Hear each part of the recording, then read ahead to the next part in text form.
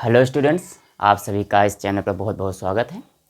आज हम class 10th NCERT mathematics में जो थर्ड चैप्टर है आपका pair of linear equation in two variable, इसको कंप्लीट रिवाइज करेंगे। आप लोग वन डिग्री वाला लीनियर इक्वेशन, मतलब कि जिसमें डिग्री 1 होती है वो लीनियर इक्वेशन ही होता है। अब वन वेरिएबल वाला आप लोग पढ़ चुके हैं, जैसे कि आपने पढ़ चुके हैं कि ax plus b equal to ये होता था आपका एक्सप्रेशन। जब हम इसको इक्वेट कर देते थे किसी नंबर से तो क्या हो जाता था, ये तुम्हारा लीनियर पॉलिनोमियल वन वेरिएबल, ये वन वेरिएबल का था। लेकिन जो ये टॉपिक है आपका, जो चैप्टर है, इसमें वेरिएबल कितने होंगे 2 और डिग्री उसकी कितनी होगी 1, तभी तो हम उसको लीनियर इक्वेशन कहेंगे।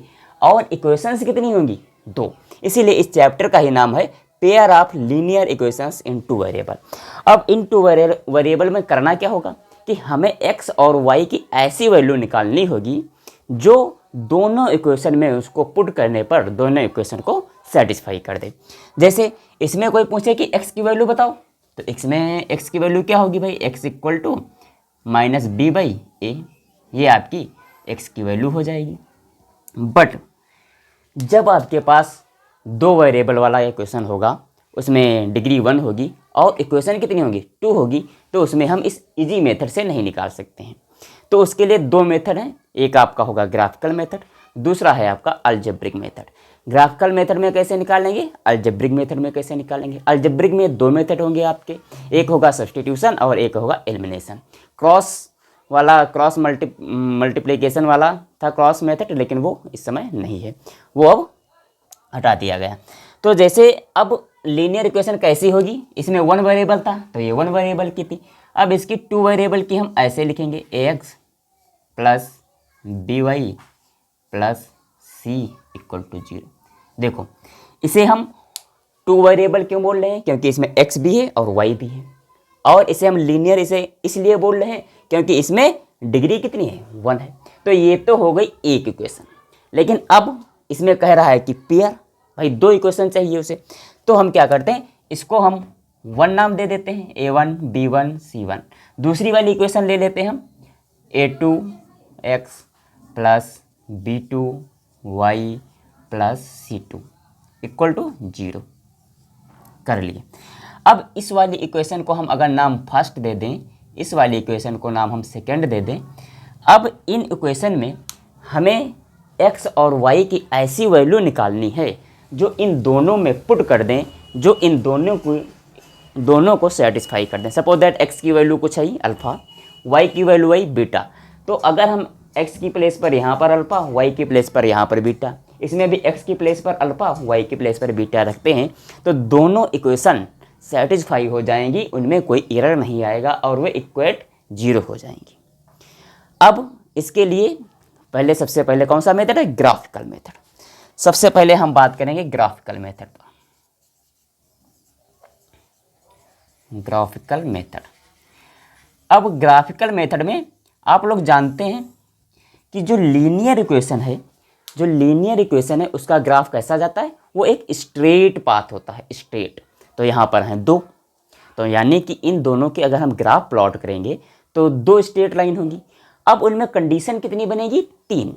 जैसे देखो यहाँ पर हम फर्स्ट कंडीशन लिख रहे हैं, जैसे सपोज दैट ये एक आपके पास ग्राफ लीनियर का सपोज दैट ये बना है। ये अगर भाई यहाँ पर क्या होता है, यहाँ पर x की वैल्यू ये है, x की वैल्यू यहाँ पर होगी, ये y की वैल्यू होगी। इसमें क्या था, x की वैल्यू हमें पता नहीं होती थी, हमें कोड करते थे 0 की, अगर x की वैल्यू निकाल लेते तो y की पता चल जाता था।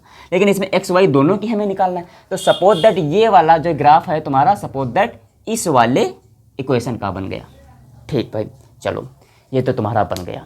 ठीक है, अब क्या करें, इस वाले लाइन का भी हमें ग्राफ प्लॉट करना है। तो हमने क्या किया, इस वाले लाइन को ऐसे प्लॉट कर दिया। ये सपोज दैट सेकेंड लाइन का, सेकेंड इक्वेशन का ग्राफ है। अब इसमें मेन पॉइंट का है, हमें क्वेश्चंस के आंसर कहाँ मिलेंगे, सॉल्यूशन कहाँ पर मिलेगा, जिससे हम इस वाले इक्वेशंस को सेटिस्फाई कर सकें। तो आप इसमें देख रहे हैं कि दोनों लाइन वो एक पॉइंट पर इंटरसेक्ट कर रही हैं। यहाँ पर क्या कर रही हैं, वो इंटरसेक्ट कर रही हैं। इसकी दूसरी कंडीशन क्या हो सकती है, दूसरी कंडीशन भी देख लेते हैं।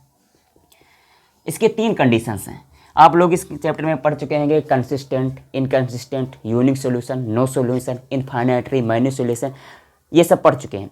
तो उसी को रिवाइज करते हैं। तो दूसरा ग्राफ ये वाला है, इसमें क्या है, सपोज दैट भाई ये लाइन गई है, ये वाली लाइन गई है, ये फर्स्ट ग्राफ की, ठीक, फर्स्ट ग्राफ की, इस वाले इक्वेशन की। अब दूसरी वाली लाइन भी इसी को क्या कर रहा है, इसी के ऊपर बनती हुई जा रही है, कोइंसाइड हो रही है सेकेंड इक्वेशन की, ये होगी, ठीक है। चलो भाई, ये कंडीशन दूसरी हो गई। अब तीसरी कंडीशन देखिए, तीसरी कंडीशन में कुछ इस तरीके का है, ये लाइन है, ये ग्राफ आपका है, इसमें फर्स्ट इक्वेशन हम यूं ले लेते हैं, ठीक है। फर्स्ट इक्वेशन का ग्राफ ये है और सेकेंड इक्वेशन इसी के पैरेलल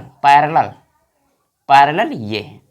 अब इसमें सॉल्यूशन कैसे मिलेंगे वो देखिए, ये वाला, ये वाला, ये वाला, 3 कंडीशंस हैं इन इक्वेशंस की, 3 प्लॉट, 3 ग्राफ हैं। तो इसमें देखिए यहाँ पर ये एक जगह पर कट कर रहा है, तो यहाँ पर क्या, ये वाला जो पॉइंट है ये दोनों लाइन का कॉमन होगा, तो यहाँ से x की वैल्यू आ जाएगी और यहाँ से y की वैल्यू आ जाएगी, जो कि हम दोनों इक्वेशन में x y की वैल्यू रखने पर क्या होगा, हमें ये इक्वेशन सेटिस्फाई हो जाएंगी।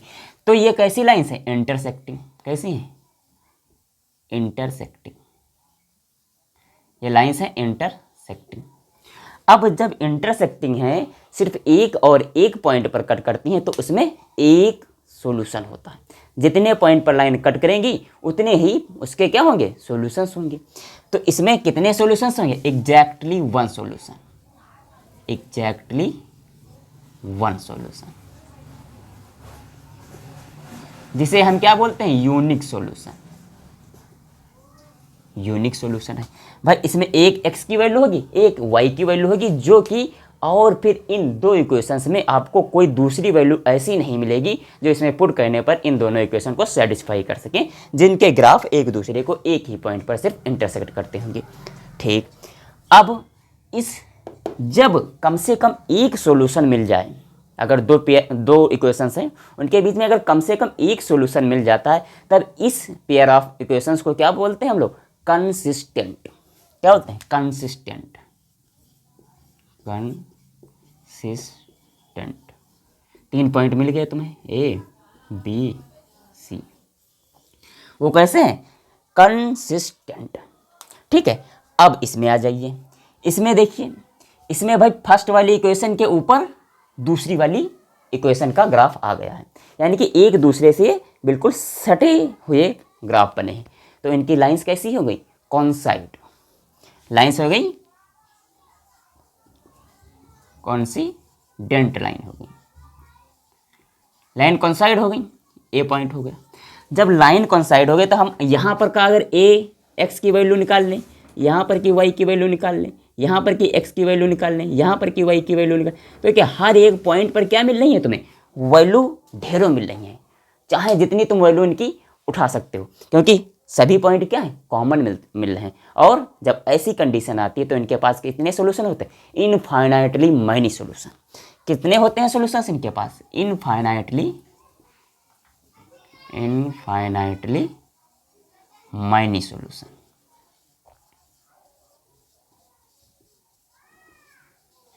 अब जब कम से कम एक सॉल्यूशन मिल जाता है हमें, कम से कम एक मिल जाए या उससे ज़्यादा मिल जाए, तो वो किस कैटेगरी में आता है, कंसिस्टेंट। तो ये भी कंसिस्टेंट है, कंसिस्टेंट। ये तुम्हारा सेकेंड ग्राफ है, ये तुम्हारा फर्स्ट ग्राफ है, ठीक है। अब देखिए तीसरी वाले में थोड़ा सा तिकड़मबाजी है। इसमें क्या है, ये फर्स्ट इक्वेशन का प्लॉट ग्राफ है, ये सेकेंड इक्वेशन का ग्राफ है, और दोनों एक दूसरे से पैरेलल हैं। ना तो ये कहीं पर कट कर रहे हैं और ना ही कहीं पर कट करने की उम्मीद है, क्योंकि पैरेलल लाइन कभी कट नहीं करती, इनफाइनाइट पर जाके कट करती, तो ये कभी कट ही नहीं करेंगी। जब कट नहीं करेंगी तो इनके बीच में कोई सॉल्यूशन ही नहीं है। जब इनके बीच में कोई सॉल्यूशन ही नहीं, तो ये पहली बात, नंबर 1, इन लाइन कैसी है, पैरेलल, लाइन्स हैं पैरेलल।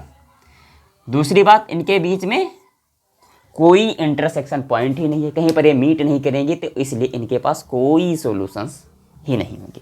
तो यहाँ पर हम लिख देंगे नो सॉल्यूशन, नो सॉल्यूशन। तीसरी बात, जब कोई सॉल्यूशन नहीं मिलता है तब वो किस कैटेगरी में आ जाता है? कंसिस्टेंट और इनकंसिस्टेंट। इनकंसिस्टेंट, इनकंसिस्टेंट, कम से कम अगर एक सॉल्यूशन मिल जा रहा है या उससे ज़्यादा मिल जा रहा है तो वो कंसिस्टेंट में आएगा। अगर सॉल्यूशन नहीं मिलते हैं तो वो इनकंसिस्टेंट में आएगा। सिर्फ एक ही ऐसी कंडीशन है जब लाइन पैरेलल हो, ठीक है, तभी वो इनकंसिस्टेंट है, उसके पास कोई सॉल्यूशंस नहीं है और वो कहीं पर मीट भी नहीं कर रही है। इसमें जब एक जगह कट करता है तो उसमें एक सॉल्यूशन है, एक जगह कट करे एक सॉल्यूशन, यूनिक सॉल्यूशन। जब कंसाइड हो जाए तो इनफाइनाइटली मैनी सॉल्यूशंस। अब ये तो रही बात इसकी थ्योरेटिकल। अब क्या करते हैं, कुछ ऐसा टॉपिक है, ऐसी बातें हैं कि क्या करते हैं, इनके रेशियो को हम कंपेयर करके ये पता कर लेते हैं कि ये जो पेयर ऑफ लाइंस हैं ये कंसिस्टेंट हैं, इनकंसिस्टेंट हैं, इनके पास यूनिक सॉल्यूशन है या कोई सॉल्यूशन नहीं है। तो इसके लिए इक्वेशन के रेशियो को हम कैसे देखते हैं, यहाँ पर देखिए। अगर आपके पास एग्जैक्टली अगर आपने क्या किया, इस वाले A1 को उठाया, A1 upon A2 does not equal to B1 by B2। देखो क्या किया आपने, x के फर्स्ट वाली इक्वेशन ली, ठीक है, उसके x के कोफिशिएंट को और दूसरे वाले x के कोफिशिएंट को क्या किया, रेशियो में कन्वर्ट कर दिया। इन दोनों का रेशियो अगर B1 बाई B2 के इक्वल नहीं है तो वो कैसा आएगा, हम इक्वेशन दी हुई होंगी इसे और उसमें देख लेंगे अगर उनका ratio A1 by A2 does not equal to B1 by B2 है तो कहेंगे भाई ये लाइन जो है वो इंटरसेक्ट करेंगे 1 पॉइंट, इनके पास एक सॉल्यूशन होगा जो कि यूनिक सॉल्यूशन होगा और ये कंसिस्टेंट होंगी।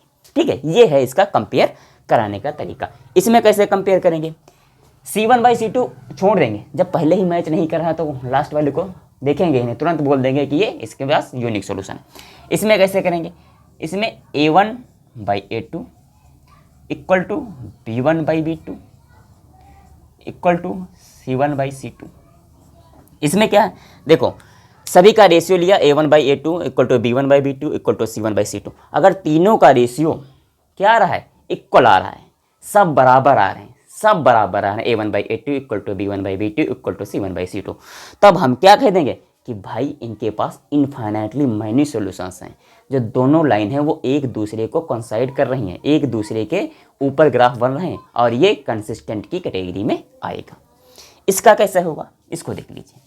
इसमें A1 by A2 equal to B1 by B2 does not equal to C1 by C2। देखो जब A1 by A2 does not equal to B1 by B2 था तब यूनिक सॉल्यूशन था। जब तीनों इक्वल हैं, तीनों रेशियोज इक्वल हैं, तब वो इनफाइनाइटली मैनी सॉल्यूशन दे रहा था। जब A1 by A2 equal to B1 by B2 does not equal to C1 by C2, देखो यहाँ पर तीनों इक्वल मतलब दोनों इक्वल आ रहे हैं, यहाँ पर एक इक्वल आ रहा है और एक इक्वल नहीं आ रहा है, वो क्या होगा, नो सॉल्यूशन। कोई इक्वल ना आए, A1 by A2 does not equal to B1 by B2 unique solution. सब इक्वल आ जाए, इनफाइनाइटली मैनी सॉल्यूशन। एक इक्वल आए, एक इक्वल ना आए, एक इक्वल आए, एक इक्वल ना आए, तब वो नो सॉल्यूशन में आएगा। अगर C1 by C2 does not equal to B1 by B2 या A1 बाई A2, क्योंकि ये दोनों इक्वल हैं, चाहे इसके इक्वेट कर देंगे चाहे इसके इक्वेट करें, दोनों के इक्वल ही नहीं आएगा, वो डज नॉट इक्वल टू होगा। तो इस कंडीशन में ये इनकंसिस्टेंट होगा। इस तरीके से हम इनकी पहचान कर लेते हैं।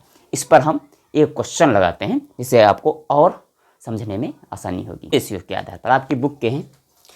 अब देखिए इसमें क्या आपको बताना है कि कौन सी किसमें लाइन पैरेलल होंगी, किसमें लाइन इंटरसेक्ट करेंगे, किसमें इनफाइनाइटली मैनी सॉल्यूशंस हैं, कौन से इनकंसिस्टेंट हैं, कौन से कंसिस्टेंट हैं। तो देखिए फर्स्ट क्वेश्चन देखिए x का कोएफिशिएंट है 5, x का कोएफिशिएंट है 7, इसमें -4 और इसमें +6 विद साइन रखेंगे। रेशियो जो हैं वो साइन के साथ रहेंगे।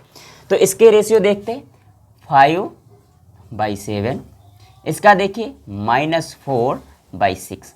तो ये इक्वल नहीं है, देखो है कहीं इक्वल, कहीं नहीं इक्वल दिखेंगे आपको। 5/7 डज नॉट इक्वल टू 4/6। अब इसको हम काट अगर दें तो -2/3 आएगा, फिर भी इक्वल नहीं है। तो इसकी लाइंस कैसी होंगी, इंटरसेक्ट, इंटरसेक्ट कितने पॉइंट पर, ओनली एंड ओनली 1 पॉइंट पर, ओनली 1 पॉइंट, एक पॉइंट पर इंटरसेक्ट करेंगी, कॉन्साइड नहीं होंगी, एक पॉइंट पर इंटरसेक्ट करेंगी। अब इसके पास क्या होगा, यूनिक सॉल्यूशन होगा। यूनिक सॉल्यूशन बोले तो इसके पास एग्जैक्टली 1 सॉल्यूशन होगा। अब ये किस कैटेगरी में आएगा, इनकंसिस्टेंट, इनकंसिस्टेंट, कंसिस्टेंट में आएगा, ये कंसिस्टेंट में आएगा। जिसके पास एक या एक से अधिक सॉल्यूशन होते हैं वो कंसिस्टेंट में आता है, और जिसके पास कोई सॉल्यूशन नहीं होते वो इनकंसिस्टेंट में आता है। इनकंसिस्टेंट की एक ही कंडीशन है जिसमें लाइन पैरेलल होती। अब दूसरा देख लीजिए, दूसरा रेशियो उठाइए भाई, फर्स्ट का 9, दूसरा 18, तीसरा है इसमें सेकंड का 3, इसमें 6, इसमें 12 और इधर 24। अब इनको कैंसिल करिए आप लोग, 9 को करेंगे 1/2, इधर करेंगे फिर भी 1/2, इधर करेंगे 1/2। क्या है, रेशियोज इक्वल है। जब रेशियोज इक्वल आ जाए, a1/a2 equal to b1/b2 equal to c1/c2, तीनों रेशियोज इक्वल आ जाए, तब क्या होंगे, इसके पास infinitely many solution, infinitely many solution, इसके पास बहुत ढेर सारे सॉल्यूशन होंगे। और ये कैसा आएगा, कॉन्सिडेंट लाइन होगी, कैसी, कॉन्सिडेंट लाइन होगी। और इसके पास जो लाइन है वो कॉन्सिडेंट होगा, और ये किस कैटेगरी में आएगा, कंसिस्टेंट,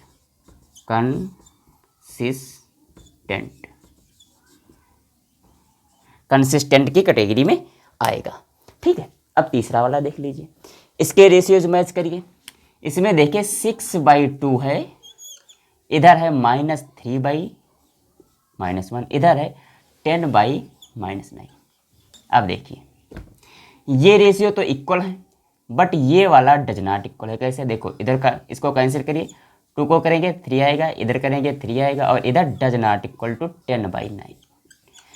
जब पहला ratio a1/a2 equal to b1/b2 हो, but c1/c2 does not equal ना हो, तब वो कैसा आता है, इनकंसिस्टेंट। लाइन कैसी होती है, पैरेलल, सॉल्यूशन नो, कोई सॉल्यूशन नहीं।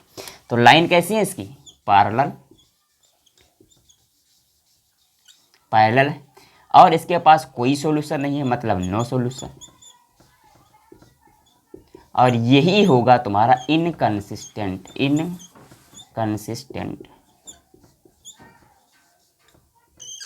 ठीक है, अब इसके बाद आपके पास टॉपिक बचा है, इसी का है अलजेब्रिक मेथड, उसमें सब्स्टिट्यूशन एंड एलिमिनेशन मेथड, उस पर भी थोड़ा सा डिस्कस कर लेते हैं, कर रहे थे। अब हम उसी का नेक्स्ट पार्ट है अलजेब्रिक मेथड। अलजेब्रिक मेथड में 2 मेथड हैं, सबसे पहला है आपका सब्स्टिट्यूशन मेथड और दूसरा है आपका एलिमिनेशन मेथड, नए एनसीईआरटी बुक में।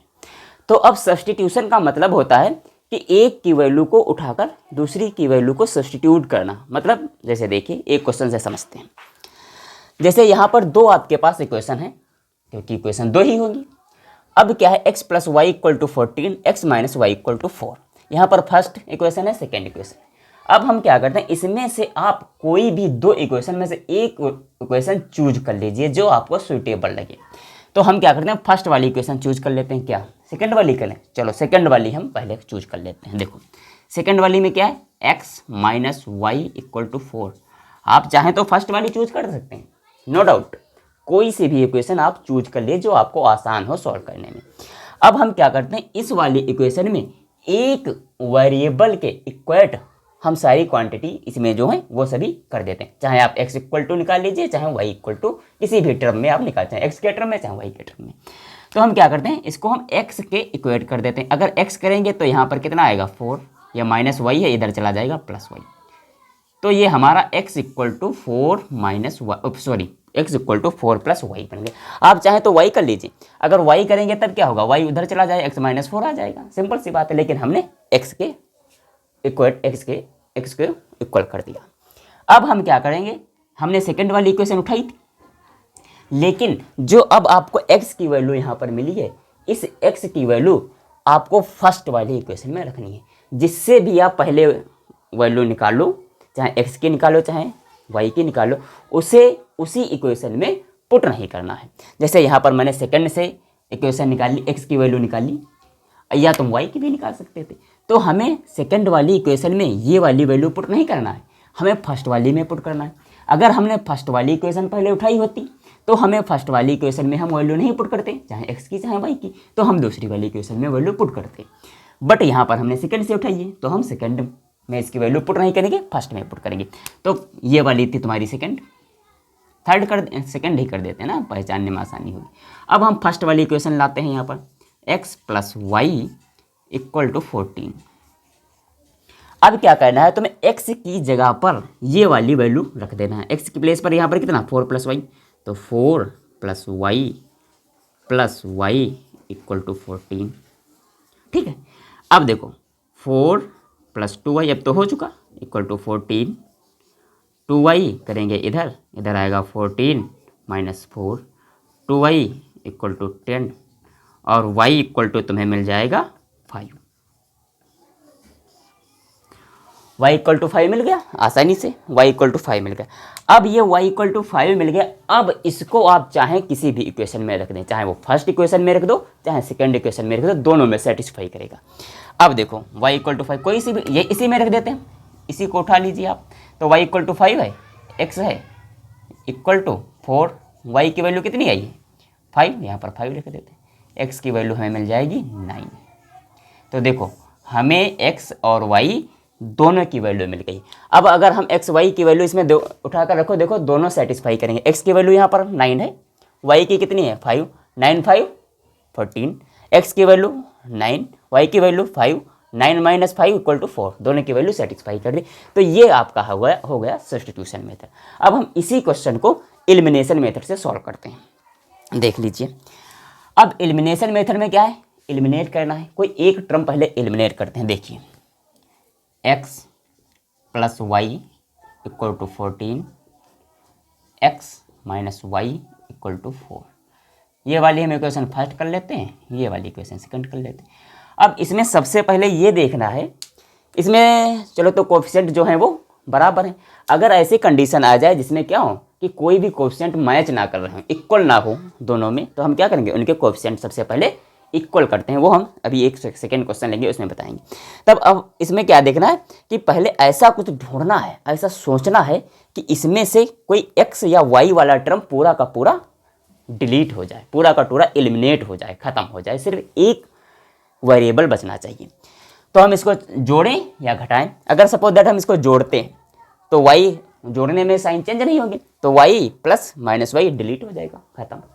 अगर हम इसको माइनस करते हैं तो माइनस करेंगे तो इसके साइन चेंज हो जाएंगे, तो x के आगे माइनस आ जाएगा, y के आगे प्लस आ जाएगा, 4 के आगे माइनस आ जाएगा। तो यहाँ पर प्लस होगा, यहाँ पर माइनस होगा, x डिलीट हो जाएगा, y आ जाएगा।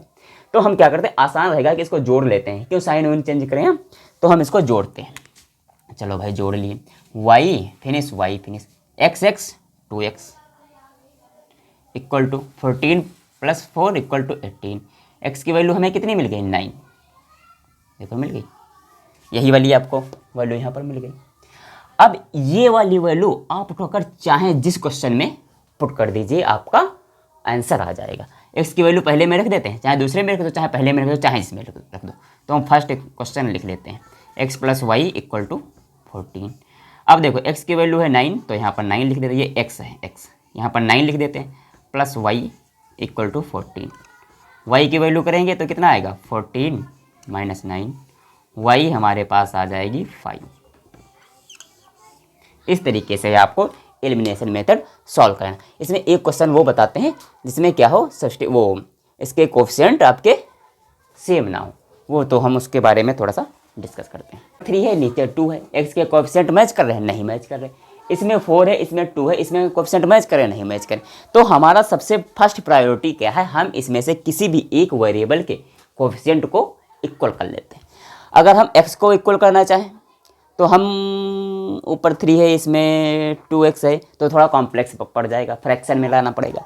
अगर हम y को इक्वल करें तब अगर हम क्या करें, y यहाँ पर y का कोफिशिएंट 2 है, अगर हम 2 से मल्टीप्लाई कर दें तो ऊपर भी 4 हो जाएगा और नीचे भी 4 हो जाएगा, हमें कैंसिल करने में आसानी रहेगी।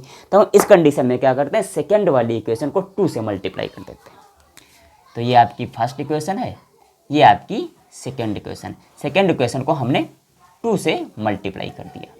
ठीक है, अब देखो क्या फॉर्म बना, 3x + 4y = 10। इधर हुआ 2 से करेंगे 4x - 4y = 4, बस बन गया। अब यही तो है, 4y कैंसिल, 4 3 7x = इधर कितना हुआ 14। x की वैल्यू हमें कितनी मिल गई 2, 7 को 2 से डिवाइड करेंगे 2। अब x की वैल्यू चाहे जिसमें उठा कर रख दो, आपको आंसर मिल जाएगा, उसमें रख दो। ये वाला क्वेश्चन ले लेते हैं, 3x + 4y = 10। x की प्लेस पर 2 पुट कर देंगे, यहाँ पर 6 आएगा, + 4y = 10। 4y ये उधर चला जाएगा, 4 आ जाएगा, y की वैल्यू आपके पास 1 मिल जाएगी। इस तरीके से ये आपका पूरा चैप्टर कंप्लीट रिवाइज हो चुका। इसके बाद क्वेश्चन लगाते रहिए, कोशिश करते रहिए, और चैनल को सब्सक्राइब करते रहिए, और लाइक करते रहिए, शेयर करते रहिए।